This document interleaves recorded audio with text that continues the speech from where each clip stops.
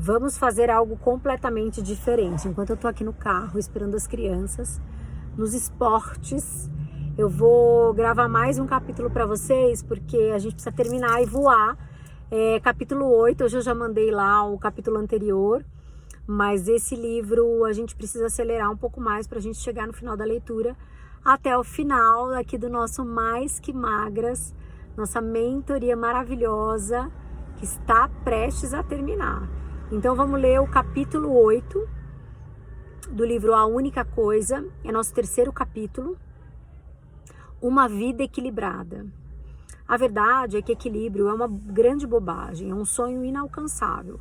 A busca pelo equilíbrio entre o trabalho, entre a vida, como viemos a concebê-la, da forma como nós concebemos, não é apenas uma proposta prejudicial, mas é também bem dolorosa e destrutiva.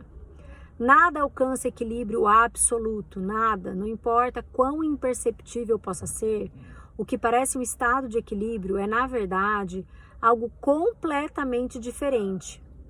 O ato de equilibrar-se. Pensado tristemente como substantivo, o equilíbrio é vivido. Na prática, é como um verbo. Pensado tristemente como substantivo, o equilíbrio é vivido. Na prática, pensado como um verbo. Visto como algo que acabamos por reter, o equilíbrio é, no fim das contas, algo que fazemos constantemente. Uma vida equilibrada é um mito, é um conceito enganador, que muitos aceitam como objetivo válido e conquistável, sem parar para pensar na questão. Quero que você pense comigo, quero que a desafie, quero que a rejeite. Uma vida equilibrada é uma mentira. A ideia de equilíbrio é nada mais do que isso, uma mera ideia. Na filosofia, o meio termo é o centro moderado entre polos extremos. É um conceito usado para descrever um lugar intermediário entre duas posições, mais desejável do que um estado ou que o outro. É uma boa ideia, mas na prática não muito.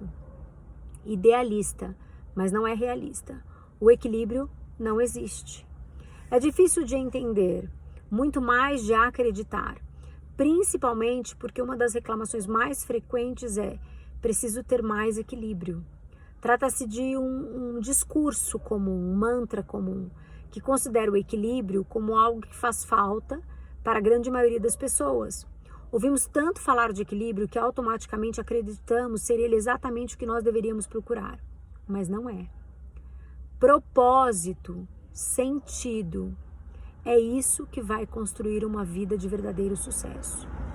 Busque-os incansavelmente e você, com muita certeza, viverá uma vida desequilibrada, cruzando repetidamente uma linha divisória invisível conforme persegue aquilo que considera prioridade.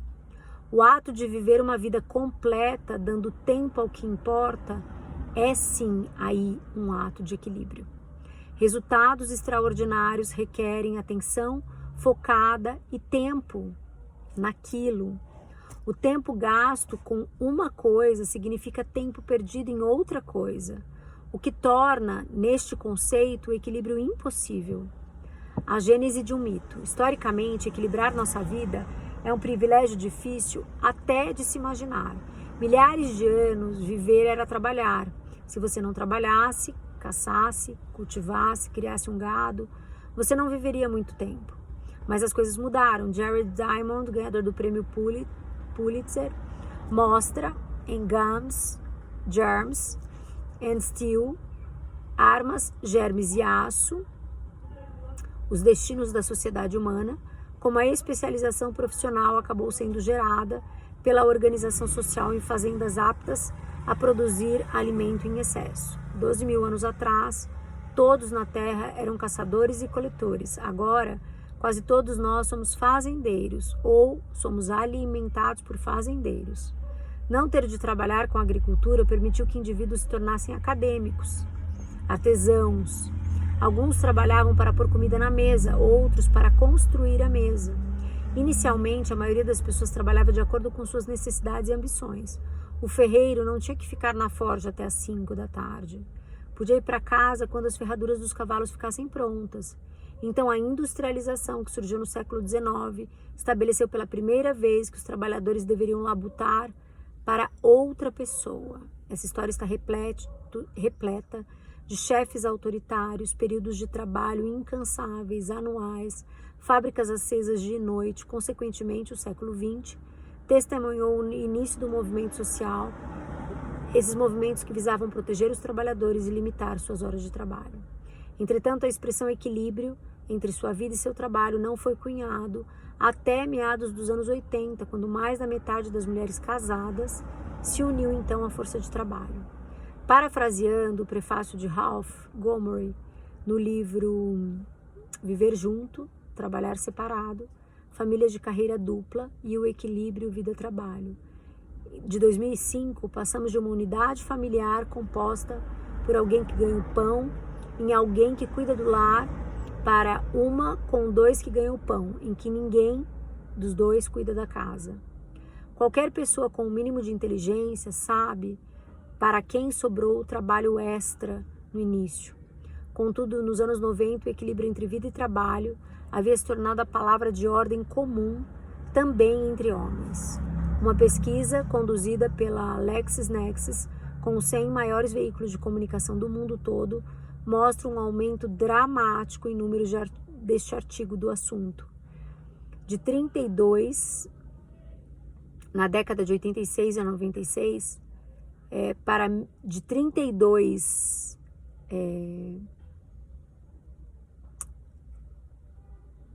de 32 artigos sobre o assunto para 1.674 artigos apenas em 2007. Provavelmente não é coincidência que o incremento da tecnologia veio paralelo ao aumento da crença de que algo estaria faltando nas nossas vidas.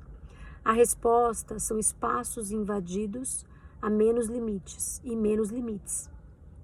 Enraizada nos desafios da vida real, a ideia de um equilíbrio de vida e trabalho obviamente capturou a nossa mente e a nossa imaginação. Manejo errado do meio. Desejar o equilíbrio faz total sentido. Tempo suficiente para tudo e tudo feito dentro do prazo, isso soa tão atraente que só de imaginar nos sentimos serenos e muito tranquilos. Essa calma, ela é real e nos faz pensar ser esse o jeito certo de viver a vida. Mas não é. Se você pensa no equilíbrio como um ponto central entre dois polos, então o desequilíbrio ocorre quando você se afasta desse ponto. Fique muito longe do centro e você viverá nos extremos. O problema em viver no centro é que você está impedido de se comprometer com qualquer coisa. Na tentativa de cuidar de todas as coisas, tudo acaba por feito de qualquer forma. Nenhuma obrigação é totalmente cumprida. Às vezes isso é bom, às vezes não. Saber quando buscar o centro e quando buscar extremos é, em essência, o verdadeiro princípio da grande sabedoria. Resultados extraordinários são alcançados por essa negociação com o nosso próprio tempo.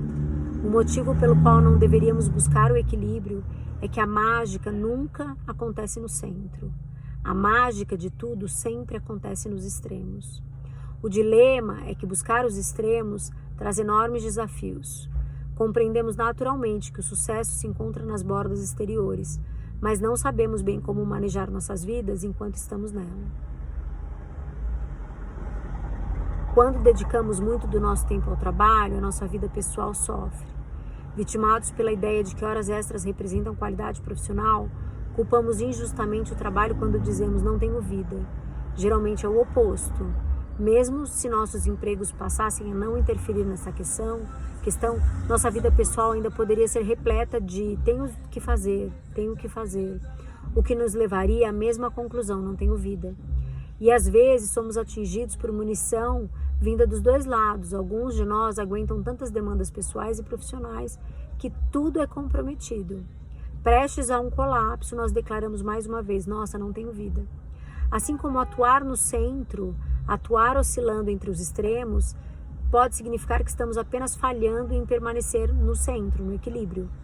O tempo não espera por ninguém. Minha esposa me contou certo dia a história de uma amiga dela. A mãe dessa amiga era professora e o pai era fazendeiro. Contiveram-se, economizaram e vieram com pouco, a vida toda à espera de uma aposentadoria e de viagens que fariam. A mulher se lembra de idas com a mãe à fábrica de tecido local, onde pegavam tecidos e amostras. A mãe explicava que quando se aposentasse, aquelas seriam as roupas que usaria nas viagens. Mas ela não viveu até o dia da sua aposentadoria. No último ano como professora, ela descobriu um câncer e veio a falecer. O pai não gostava da ideia de gastar o dinheiro que economizaram, pensando que ele era dos dois e a mulher não estava mais lá, para usufruí-lo com ele. Quando o homem faleceu e a filha foi retirar as coisas dos pais da antiga casa, descobriu um armário cheio de tecidos e de amostras. O pai nunca tirou nada dali, não conseguiu. Aquilo representava muitas coisas. Era como se esses itens todos, tão carregados de promessas não cumpridas, fossem pesados para carregar. O tempo não espera ninguém, empurre algo para o canto e a prorrogação pode se tornar permanente. Conheci certa vez um executivo de grande sucesso que trabalhava muito, e inclusive trabalhava aos finais de semana. Durante boa parte da vida, acreditava sinceramente que o fazia e o fazia pelo bem da família. Um dia ele esperava todos poderiam aproveitar os frutos daquele trabalho todo, passando o tempo juntos, viajando e fazendo tudo que nunca fizeram. Depois de dedicar muitos anos à construção da sua empresa, tinha acabado de vendê-la, estava aberto para discutir o que faria logo depois e perguntei-lhe como ele estava se sentindo e ele afirmou, orgulhoso, que bem, quando estava construindo o negócio nunca ficava em casa e raramente via minha família. Agora estou passando férias com eles, compensando o tempo perdido, sabe como é que é, né? Agora que tenho tempo e dinheiro, estou recuperando os dias em que eu não estava disponível. Acha mesmo que é possível recuperar a história que uma criança conta na hora de dormir, de uma festa de aniversário, preparar uma festa para um menino de 5 anos com amiguinhos imaginários? É o mesmo que jantar com um adolescente de seus amigos e seus amigos da escola? Assistir o jogo de futebol do seu filho pequeno, você acha que pode ser comparado a assistir o jogo de futebol do seu filho quase adulto? Acha que pode fazer um pacto com Deus para que o tempo não passe, segurando o que for importante até que então você está pronto para voltar e participar? Quando você joga com o tempo, acaba fazendo uma aposta que talvez você não consiga cumprir, mesmo que tenha certeza que pode ganhar. Tome cuidado, pois você pode ter de conviver com aquilo que você perdeu. Brincar com o tempo vai levar você a um redemoinho sem saída. Acreditar nessa grande mentira é muito prejudicial, pois convence você a fazer coisas que não deveria e a parar de fazer algumas coisas que você deveria estar fazendo. O manejo errado da ideia do equilíbrio pode ser uma das coisas mais destrutivas que você pode fazer. Não se pode ignorar a inevitabilidade do tempo. Então, alcançar equilíbrio é uma mentira. O que a gente faz? Balancear. Substitua a palavra equilibrar por balancear. Tudo vai fazer mais sentido. As coisas que acreditamos terem equilíbrio estão, na verdade, balanceadas. A bailarina é um exemplo clássico disso. Quando ela se apruma em pointe, não sei se fala pointe ou point, pode parecer leve feito pluma, flutuando no ar, e esse é o verdadeiro conceito de equilíbrio e graça. Um olhar mais próximo revelaria os pés dela vibrando rapidamente, fazendo ajustes mínimos para continuar equilibrada. O contrapeso aplicado corretamente dá a ilusão daquele equilíbrio. Balancear. O que é? Pouco ou muito tempo? Quando dizemos que perdemos o equilíbrio, estamos em geral nos referindo à ideia de que algumas prioridades, coisas que realmente importam para nós, estão sendo deixadas de lado. O problema é que quando você foca no que realmente é importante, algo sempre parece ser deixado de lado. Não importa o quanto você tente, sempre haverá alguma coisa por fazer no final do dia, da semana, do ano, do mês, da vida. Peraí.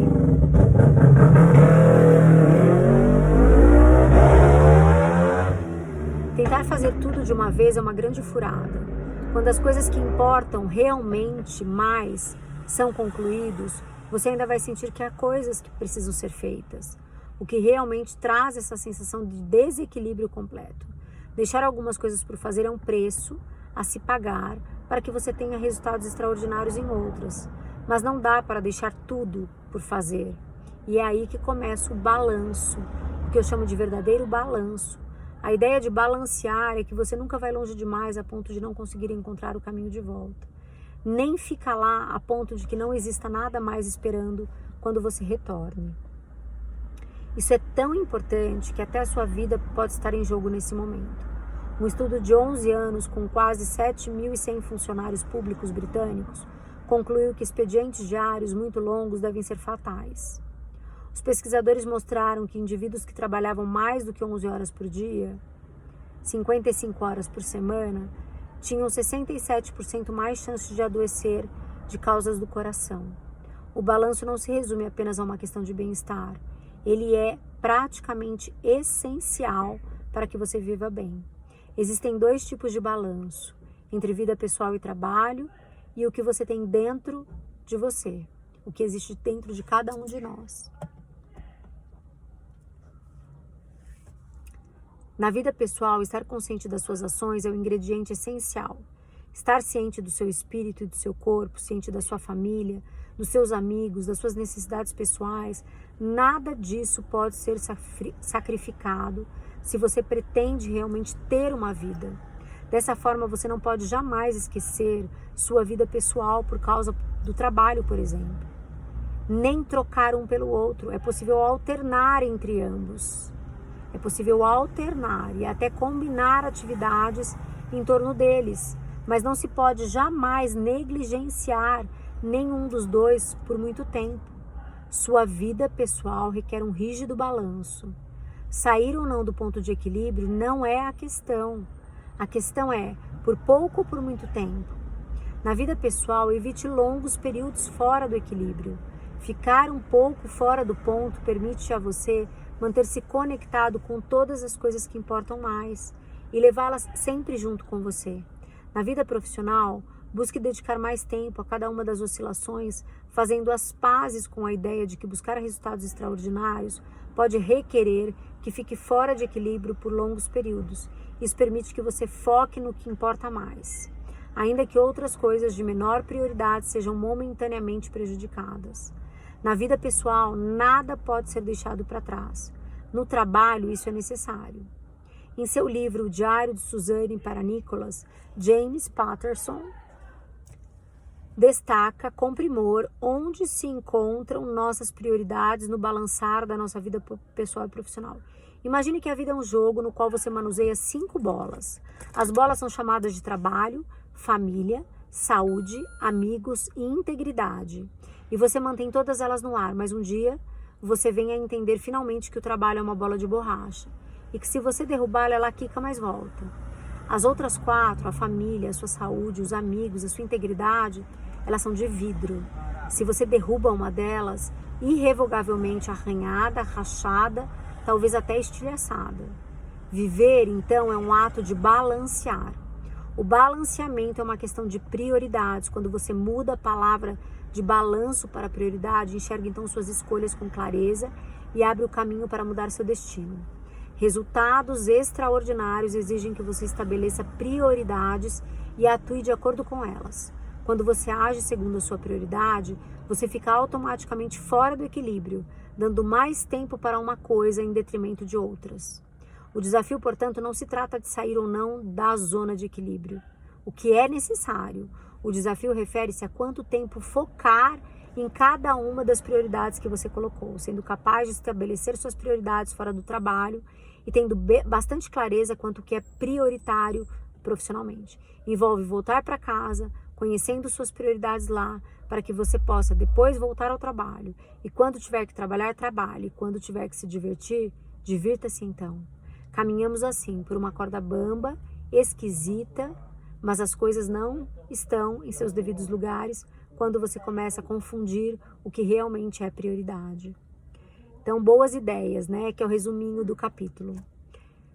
Pense que está equilibrando 2 baldes.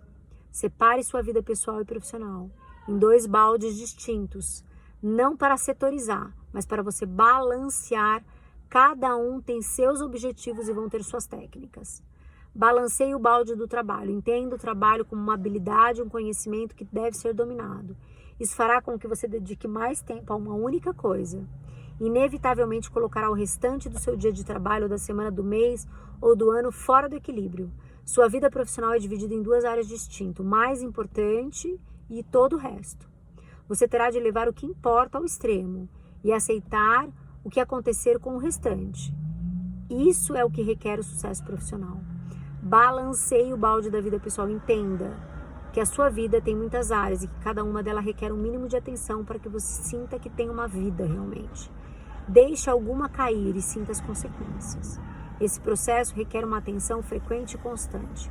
Não se pode passar muito tempo sem contrabalancear as situações e ainda assim garantir que estejam sempre ativas na sua vida.